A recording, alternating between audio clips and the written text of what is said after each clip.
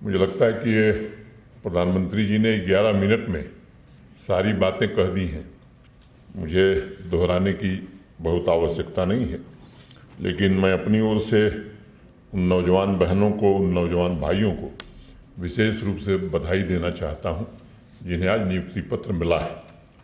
पिछले 3 वर्षों में लगभग 30,000 सरकारी नौकरियां जम्मू कश्मीर के नौजवानों को दी जा चुकी हैं और एक पारदर्शी व्यवस्था के तहत दी गई। 1-2 शंकाएं व्यक्त की गई, शिकायतें आई, तो उन परीक्षाओं को निरस्त किया गया और सीबीआई जांच के आदेश दिए गए। कई लोग पकड़े गए। ये मैं आपको भरोसा देता हूं कि उसमें कोई भी गुनाहगार बचेगा नहीं और मेरिट के अलावा कोई दूसरा आधार रोजगार का, सरकारी नौकरी का नहीं हो सकता है। वो जमाना समाप्त हो गया जब नौकरियां बिकती थी सड़कों पर या दुकानों पर। एक मोटे तौर पर एक सवाल मैं अगर आपसे पूछूं तो मुझे लगता है कि यहाँ काफ़ी पढ़े लिखे लोग बैठे हैं, सीनियर ऑफिसर्स भी हमारे हैं। महात्मा गांधी जी का नाम मुझे लगता है सबको मालूम है। कोई उनके पिताजी का नाम बता सकता है इस पूरे सभागार में? अब मोहनदास करमचंद गांधी है तो करमचंद गांधी मत कह दीजिएगा। सही नाम किसी को मालूम है? कोई, एनीबडी? किसी को नहीं पता। सरदार अब महात्मा गांधी का योगदान इस देश के लिए आप अगर विचार करिए तो उतना योगदान शायद किसी का होगा। सरदार पटेल के पिता का नाम किसी को मालूम है? किसी को नहीं पता है। हमारे देश की असली दिक्कत यही रही है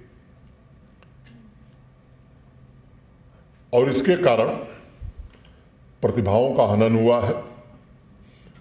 कुछ खास लोगों के नाम से सड़क, विश्वविद्यालय, सारे संस्थान और उनके नाम नहीं, उनके आने वाली पीढ़ी तक के नाम को देश जानता है। लेकिन जिन लोगों ने सब कुछ इस देश के लिए कुर्बान कर दिया, जिन्होंने कुर्बानी दी, उनको कभी यह लालसा नहीं थी कि हमारे परिजनों का नाम कोई जाने। इस व्यवस्था ने देश का और जम्मू कश्मीर का बड़ा नुकसान किया है। और इस व्यवस्था में होता क्या है कि जो हमारे इर्द गिर्द है वो तो लाभ पाएगा, जो हमारे व्हील्स पर चलेगा उसे तो लाभ मिलेगा, जो हमारी मर्जी से नहीं चलेगा उसको जितनी दुश्वारियां झेलनी होती हैं वो झेलनी पड़ती हैं। ये व्यवस्था प्रधानमंत्री जी ने देश में बदला है और मैं कह सकता हूं कि 3 साल में जम्मू कश्मीर में भी बदलने में काफ़ी हद तक हमें सफलता मिली है। अब कोई ये नहीं कह सकता कि किसी की सिफारिश से किसी को नौकरी मिल सकती है।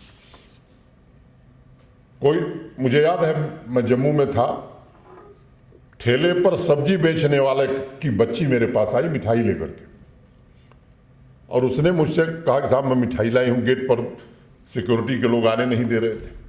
मुझे किसी ने कहा कि साहब एक बच्ची आई है और वो आपके गेट पर खड़े, मैंने कहा बुला लो। मैं जब मिला तो उसने कहा साहब मैं तो जीवन में सोच ही नहीं सकती थी कि जम्मू कश्मीर में मुझे सरकारी नौकरी मिल सकती है। मेरे पिता तो ठेले पर सब्जी बेचते हैं। एक नौजवान मुझे अभी 6 महीना पहले यहीं आया था घाटी का, उसने कहा साहब हमारे गांव में, हमारे पंचायत में अब तक सरकारी नौकरी उन्हीं को मिली थी जो रसूखदार थे, जो कुछ लोगों के यहाँ कुछ लोगों के यहाँ जाते थे। मुझे नौकरी मिलेगी अपने पिताजी के साथ है, ये तो हमने और हमारे परिवार ने सोचा ही नहीं था। तो मुझे लगता है कि व्यवस्था वही ठीक है जिसमें टैलेंट का, जिसमें मेरिट का ख्याल रखा जाएगा और इस व्यवस्था में सबको लाभ होता है। उस व्यवस्था में मैं नहीं समझता हूं किसी आम नागरिक को लाभ हो सकता है। ये भी सच है कि सरकारी नौकरियां सबको नहीं दी जा सकती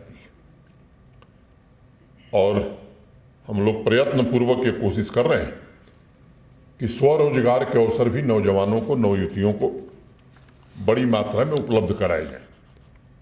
पिछले 3 वर्षों में 5.25 लाख लोगों को स्वरोजगार से जोड़ने में सफलता मिली है।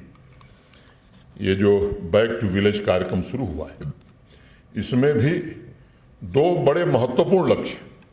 एक, हर पंचायत से 15 नौजवानों को, नवयुवतियों को, नौजवान बच्चों बच्चियों को चिन्हित करना और वो कैसे स्वरोजगार कर सकते हैं, सेल्फ एम्प्लॉयमेंट कैसे पा सकते हैं, बैंकों के साथ मीटिंग करके उनको निर्देश दे दिया गया है। और केवल आपकी जानकारी के लिए मैं बताना चाहता हूं, 10 लाख रुपए तक बैंक आपको आर्थिक सहायता अगर देता है तो किसी कोलेटरल की जरूरत नहीं है।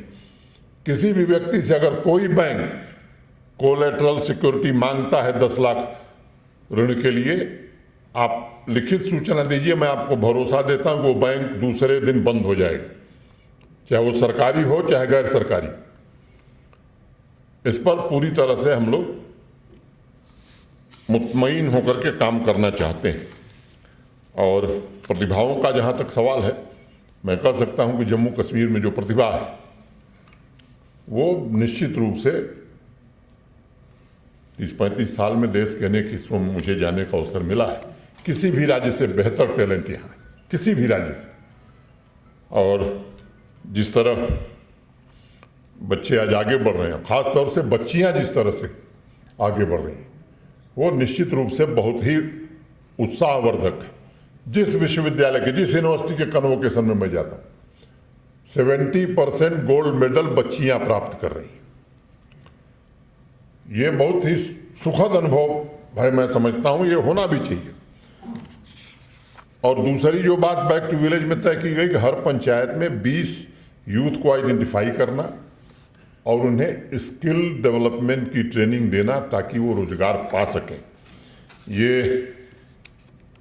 इस पर कोशिश होगी। मिशन यूथ के हमारे सीईओ यहाँ बैठे हैं।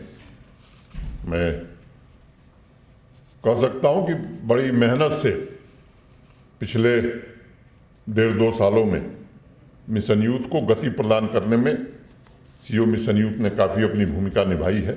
और भी सरकार की जो विभिन्न योजनाएं हैं स्वरोजगार की, उन सबको एक साथ इंटीग्रेट करके हम पूरी कोशिश करेंगे कि अधिक से अधिक स्वरोजगार के अवसर मिले। और सरकारी नौकरियों के जो रिक्त पद हैं, आप में को मैं बताना चाहता हूं कि पिछले बार जब शिकायतें आई सब इंस्पेक्टर की भर्ती में और 2 और शिकायतें आई थी, मैंने निरस्त किया था, सीबीआई को जांच दी थी। मोटे तौर पर अधिकांश लोग पकड़े जा चुके हैं, जांच अंतिम चरण में है। अब टेंडर हो गया है एसएसबी का, पारदर्शी व्यवस्था कायम रहे। मैं उम्मीद करता हूं कि नवंबर माह में वो तीनों परीक्षाएं पहले प्राथमिकता के आधार पर होंगी और शेष जो 11,075 पद हमने चिन्हित किए हैं उनकी भर्ती का काम भी इस वर्ष पूरा किया जाएगा। ये कोशिश हम लोग लगातार करेंगे। मुझे लगता है कि इससे ज़्यादा आज कुछ कहने की आवश्यकता नहीं है। मैं आप सबसे ये निवेदन करना चाहता हूं कि बदलाव की एक नई बयार जम्मू कश्मीर में बही है और मैं इस बात को कहना चाहता हूं कि आपको भी इसमें हिस्सेदारी निभानी पड़ेगी। ढेर सारे लोग, अब कोई ऐसी घटना होती है तो लोग चेहरा छिपाकर नहीं आते, सड़क पर अपना चेहरा खोल करके आ रहे हैं। ये एक बड़ा बदलाव है, साधारण बदलाव नहीं है। कुछ लोग जिन्होंने पिछले 30 वर्षों में पता नहीं कितने लाख गरीब नौजवानों की जिंदगी ली है,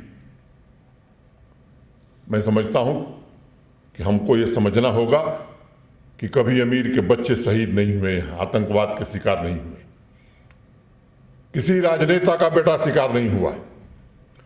ये सामान्य और गरीब आदमी का बेटा शिकार हुआ है, उसके परिवार के लोग शिकार हुए। और यकीन मानिए विकास तभी होगा जब शांति रहेगी। शांति स्थापित करना केवल सिक्योरिटी फोर्सेस का काम नहीं है, प्रशासन के हर अंग का काम है और आवाम को भी उसमें आगे आकर के निश्चित रूप से सहयोग करने की आवश्यकता है।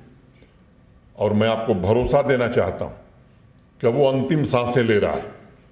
जो लोग इस इकोसिस्टम को चला रहे थे वो ये कोशिश कर रहे हैं कुछ निर्दोष लोगों की हत्या करके, निरपराध लोगों की जान लेकर के एक भय का वातावरण बनाना, बाहर से आए हुए उस मजदूर को जो यहाँ की अर्थव्यवस्था में अपना योगदान देता है। अगर न आवे तो मैं कह सकता हूं कि नहीं ईंट भट्ठे यहाँ चलेंगे, न सेब के फल तोड़े जाएंगे। ऐसे निरपराध निरीह गरीब लोगों को मार करके वो ये कोशिश कर रहे हैं कि ये जो दिशा है जम्मू कश्मीर प्रशासन की या माननीय प्रधानमंत्री जी के नेतृत्व में जिस दिशा में हम आगे बढ़ रहे हैं, ये दिशा ठीक नहीं है। दिशा वही ठीक थी जो 30 साल पहले हुई प्रारंभ थी। यकीन मानिए वो दिशा और वो व्यवस्था बिल्कुल ठीक नहीं थी। और हमारा पड़ोसी वो इस बात से चिंतित है, जो प्रधानमंत्री जी ने कहा कि इतनी बड़ी संख्या में टूरिस्ट आ रहा है, निवेश आ रहा है, इंफ्रास्ट्रक्चर के काम हो रहे हैं, कश्मीर कन्याकुमारी से जुड़ने जा रहा है। श्रीनगर से 32 फ्लाइट ऑपरेट होती थी, आज 110 फ्लाइट ऑपरेट हो रही है। जम्मू से 6 फ्लाइट चलती थी, जो सुबह आता था शाम को जाने के लिए कोई इंतजाम नहीं होता था, वहां 44 फ्लाइट चल रही। ये जो परिस्थितियां बदली हैं, गांधी जयंती में भी मैं आपको बताना चाहता हूं कि घाटी में ज्यादा लोग निकले जम्मू की तुलना में। और जब इंडिपेंडेंस डे के लिए, स्वतंत्रता दिवस के लिए जब कंपटीशन प्रारंभ कराया गया था, तो पहले चरण में घाटी के नौजवान विद्यार्थियों और भाइयों और बहनों ने, बच्चों ने, उनकी एंट्री जम्मू रीजन से ज्यादा थी। ये एक गौर करने वाला विषय है। आवाम यहाँ की चाहती है कि अमन चैन हो, शांति हो, लेकिन कुछ निहित स्वार्थ के लोग हैं जिनको अमन चैन पसंद नहीं है। वो सीधे नहीं, परोक्ष रूप से इस शांति में खलल पड़े कुछ न कुछ कोशिश करते रहते हैं। कुछ लोग अटपटे बयान देते हैं। मैं कहना चाहता हूं कि अब जो कानून में अधिकार प्राप्त है प्रशासन को, जो लोग भी यहाँ की शांति में खलल पैदा करेंगे और जो लोग भी उकसाने का काम करेंगे, उनके खिलाफ निश्चित रूप से कार्रवाई की जाएगी। और ये हमने तय किया है, चाहे वो जितना बड़ा आदमी हो, यहाँ के अमन चैन में, यहाँ के शांति में अगर खलल डालने की कोशिश करेगा, कोई इस तरह की बयानबाजी करेगा जिससे यहाँ का माहौल खराब होता है, यहाँ का सांप्रदायिक सौहार्द बिगड़ता है, तो कानून और संविधान के दायरे में उनके विरुद्ध निश्चित रूप से कार्रवाई करेंगे हम लोग। और हम आपको भरोसा देना चाहते हैं कि पारदर्शी व्यवस्था और सबका साथ सबका विकास, वास्तव में सबके विकास के लिए हम लोग संकल्पित हैं। इतनी ही बात कहते हुए मैं जिला इंतजामिया, खासतौर से डीसी श्रीनगर को हृदय से बहुत धन्यवाद देता हूं, और पूरे प्रशासन को, जिन लोगों ने इस पूरी व्यवस्था में, आज पूरे 20 जिलों में ये कार्यक्रम हो रहा है। प्रधानमंत्री जी ने बताया 3000 नियुक्ति पत्र आज दिए जाएंगे, 700 का वेरिफिकेशन हो रहा है, वो भी मैं उम्मीद करता हूं कि हफ्ते 10 दिन में वो भी दे दिए जाएंगे। बाकी जो रिक्त सरकारी पद हैं उन्हें भी जल्दी से जल्दी भरने की प्रक्रिया शुरू की जाएगी। बहुत बहुत धन्यवाद। जय हिंद।